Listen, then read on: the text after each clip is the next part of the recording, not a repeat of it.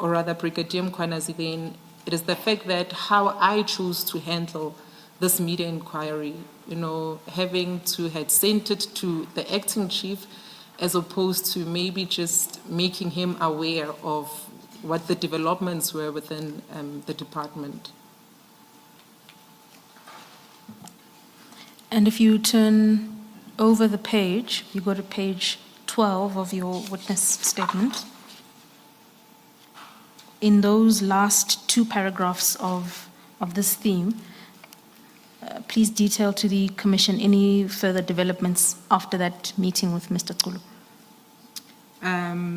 No, I didn't get any feedback from Mr. Kulu, but it would be a continuous checking in on how far are we, is there anything. So there was a point I remember where Mr. Kulu was promising imminent arrests, to say that, we're almost on the verge of completion and there would be arrest effected, and as such, just hang 10. But it then became clear that there were 3 individuals whose assistance was critical in this investigation. That would be myself, for the role which I had played by virtue of receiving this media inquiry and forwarding it to Commissioner Spies without notifying or involving the Deputy Chief of Police Operations and Specialized Services and or the Brigadier himself, who is the man in question. And again, Commissioner Spies, who had then taken the stance in referring this into an investigation through our internal affairs, and furthermore, Ivan du Plessis, who was then responsible for critical documentation in the Office of the Chief of Police as being the staff officer, and furthermore, the role that he had played in facilitating the information sharing sessions with the IPID. Thank you, Colonel Tipper. You are now at paragraph 44 in your witness statement. Can I ask you to share the details of that paragraph with the Commission? It was only later then that I had discovered that this is going to have some effect on me and that I was going to get some blowbacks for the role which I had played. So in essence, in responding to this media inquiry and assisting IPID, powerful individuals were not pleased with the transparent response of the EMPD media unit, and it became clear that I offended some people by responding to the media inquiry in the manner that I did.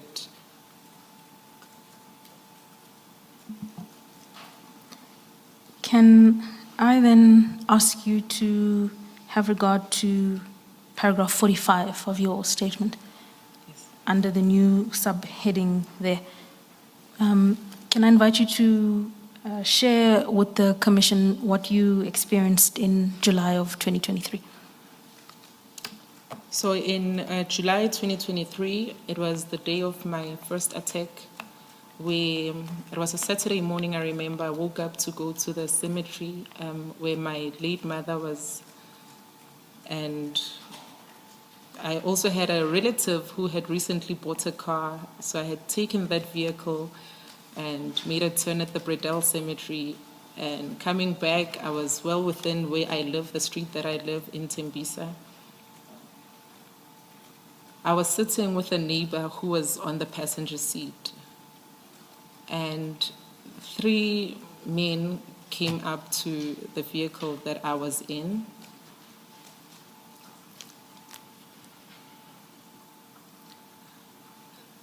They came there. The one that came around to the driver's seat cocked a firearm and pointed it to me. I had the windows down. And he then demanded that I switch off the vehicle. So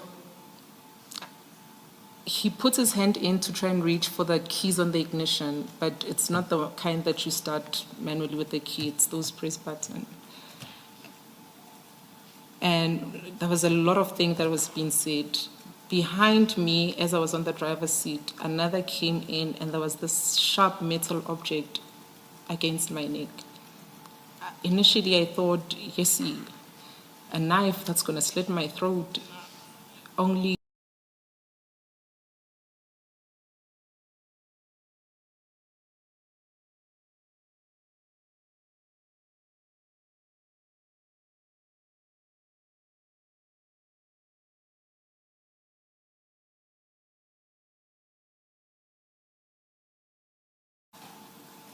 the accosters shoved me to the side of the passenger seat. They got into the car and they drove off.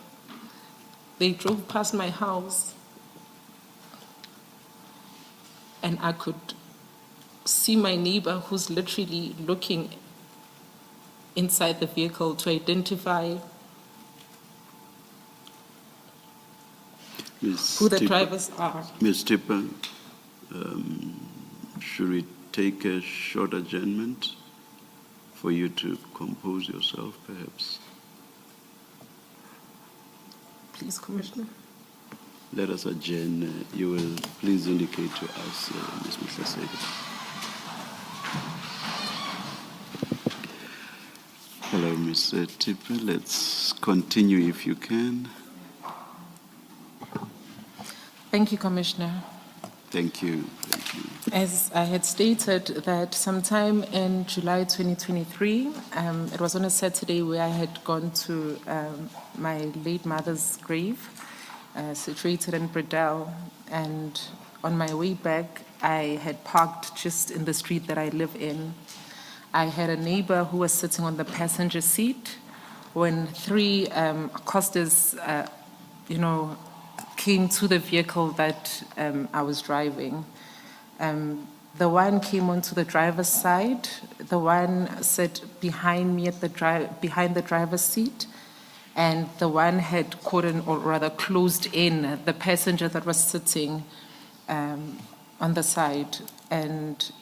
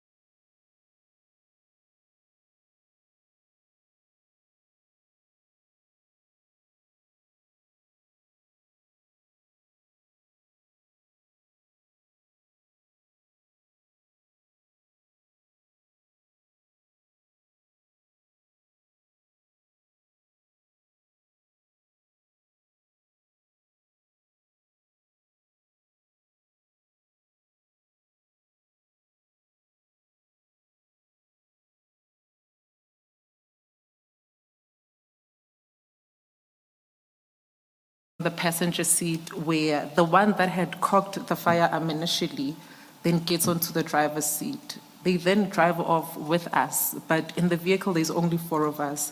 As to where the third person had gone, probably back to the vehicle that they had came in, and so they drive the car past my house, and the entire time, things being said, it's things that, they would want information on the phone. It's things that, I'm a problem at work. I'm wondering as to say, how am I a problem at work?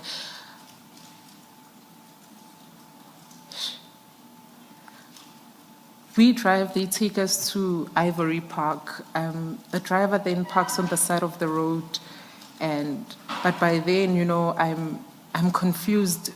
When you have an out-of-body experience, it be out of fear, it be out of whatever that comes with it. I had passed out, and seemingly these guys, the only thing they were mainly concerned about was my phone. They had even Can you please explain the out-of-body phenomenon? I've heard people use that term. I'm not quite sure what it means. I'm unable to do anything. I'm numb, I'm mute, I'm not responsive. I'm trying to even make sense of how I could even project this thing that I was going through. But in essence, I'm so out of it that I'm even unable to respond, to even to even make a sound. But you continue to see or perceive what's going on. I continued seeing everything that was happening. I had saw them drive past my house. I would even direct as to say which streets they used going there. To Ivory Park, but upon the Ivory territory, I'm not so familiar with it, but that's where the vehicle eventually came to a stop. And whilst halted there, they tried getting the neighbor now to open my phone and said that, but the information sifuna kule phone. I'm thinking, what information would that be? Why would I be in possession of any information that anybody would want in that element? Commissioners, this must have been one of the most scariest things by far, because I'm hit with this metal object, a firearm. I have another one sticking out on my neck. When you described it earlier before we adjourned, you said you felt a sharp object. Correct. In your statement, you said you felt a cold object. Correct. Yes, it was a cold object that had a reflection, a silver reflection on it. So if you just take a glance at it, you would seemingly think it's a knife under the circumstance, only to discover it is a firearm. And when we got to Ivory Park, and from recollection, they had then taken my phone, they had taken my wallet, but what puzzled me the most, it's the fact that I even had my bank cards in there. They could have easily accessed money from them. I'm driving a brand new vehicle that still had a temporary permit at the back that they could have taken. So what exactly do they want? They didn't come there for the car. They didn't come there for the wallet, nor the money. But the ultimate thing that was being said consistently was the phone that had information. As to what information, it is still unknown to me.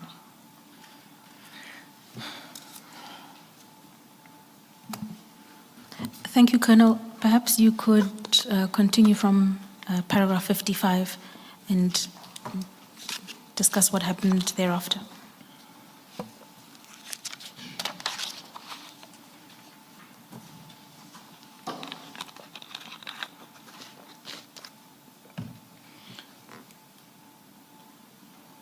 So they then request my neighbor to, they ask him as to what's wrong with me, but he then informs them that I'm epileptic. So the one had already exited the vehicle, so they instruct him to then come around and drive me to hospital. And he managed to move the vehicle slightly off. He's not much of a driver himself, but just to attempt in getting us away from it. And we then drove straight to home because my phone is gone, my bank cards are gone. The one thing that I would put as a priority, it is the stoppage of the bank cards. Upon getting home, was able to access the phone, one of the relatives. I then called a friend who I'd given my ID number to say, please call Standard Bank, call Capitec, that you block my cards. And I then moved from home with the guy. We went to the Rabasoto police station. Whilst at the police station, I'm registering this case of kidnapping and, being pointed with firearm and theft, robbery. They assist me to an extent that the docket is open, the A1 statement is written, the 3M forms I've completed, even the cover, the docket cover, the diary SAP 5 is then made. And just on its completion, they then tell me that because at some point where this accosters had driven the vehicle, they would need to obtain the fingerprints. And, it was a correct procedure to say the least. But what had been a bit of a hindrance for me, commissioners, is this vehicle doesn't even belong to me. What they had wanted to do is they had wanted to take this vehicle and take it to their pounds, maybe between Van Rijn or even Eriton for that matter. You know, I'm privileged by virtue of being a law enforcement agent to know exactly what happens at those pounds. A new vehicle coming in, coming out, it would be having certain parts gone, certain things removed from it. How am I then liable to things that wasn't my own making?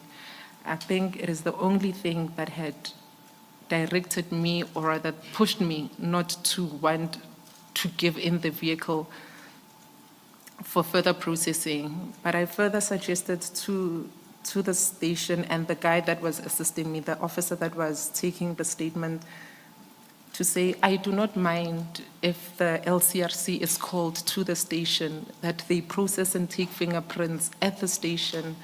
But what would be a challenge for me, it would be that which would allow the vehicle to be taken to the SAPS 13 and be kept at their pound over a certain period due to the theft that happens there. And sorry, Colonel, what is the LCRC? The local criminal register record, the local criminal register record, yes. Local Criminal Records Center. Centers, my That's at the apology, top of page 15 of your statement. My apology, Commissioner. No problem. Thank you, Colonel. So after you've explained your hesitation or reluctance to hand the car over at the police station, what then was the response you received there? You're at paragraph 58. They told me that they cannot register the case. They told me that if I'm refusing then to have this vehicle taken into the pound, then they will not register the case. Please continue. So are we on paragraph 55, you said? 59. 59, my apology. So Maybe before you do that, Colonel Tipper, before this incident, had you ever had any incidents, negative incidents that relate to the performance of your functions? absolutely not, Commissioner. Absolutely not. In my Golf Clash just got even bigger. Quail Hollow's full 18-hole golf course is here. Step onto the opinion, any altercation, any physical thing that would amount to this, that I'm further handled, for lack of a better word. Thank you. I'm just trying to think, and I'll mention personal experiences. You know, when you used to have those detachable radios in cars, on one occasion that was stolen from my car, the police came to my house and did that dusting up thing and all that to take fingerprints. And You know, there was a second incident also involving my car. I forget what that was about. Again, the police came to my house and again took the fingerprints at my house. I'm just trying to understand why the police could not have gone to wherever the car was to do this, or have things since changed? Commissioner, it's still a confusing element for me, because as a law enforcement, in my existence within the EMPD, in execution of my duties, I would recover vehicles. Part of the recovery would be summoning the LCRC, having a